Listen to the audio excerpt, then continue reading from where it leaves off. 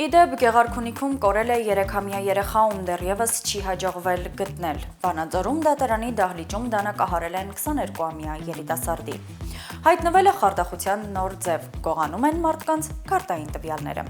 Սա մեկ օրվա լրահոսի ընդամենը մի փոքրիկ հատվածն է։ Հասկանալու համար, թե ինչով է զբաղվում այս ամենի համար ուղիղ պատասխանատվություն կրող կառույցը, ներքին գործերի նախարարությունը, մասնավորապես ոստիկանությունը, կրկին կարդում ենք լրահոսը։ ՆԳՆ-ն մեղադրել է բեռնատարների վարորդներին բողոքի ակցիաներ կազմակերպելու մեջ, նշելով, որ դրանք կարող են տնտեսական վնասներ եւ անհարմարություններ պատճառել։ Փաստաբանն հազանգում է, ոստիկանությունը փորձել է բերման ենթարկել Տեր Փառեն Քահանա Առաքելյանին։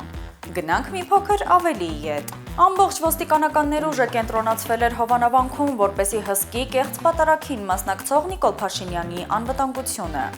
Նույն կեղծ պատարագին մասնակցում էին մի շարք քաղաքացիական հագուստով ոստիկաններ, ներկայանալով որպես կարգալույծ քահանայի աջակիցներ եւ ապահովելով մարդաքանակ։ Շարքն անվերջ կարելի է թվարկել։ Թմրանյութը հասանելի է դարձել անգամ դպրոցներում, մարդիկ դանակահարվում են անգամ դատարաններում եւ եկեղեցիներում, սպանվում իրենց տան բակերում, իսկ ՀՀ իրավապահ համակարգը զբաղված է կեղծ քահանա գովազդելով, կեղծ ձայնագրություններ եւ տեսանյութեր տարածելով, կեղծ քրեական գործեր հարուցելով, կեղծ կալանքներ տալով եւ հայ առաքելական եկեղեցին թիրախավորելով։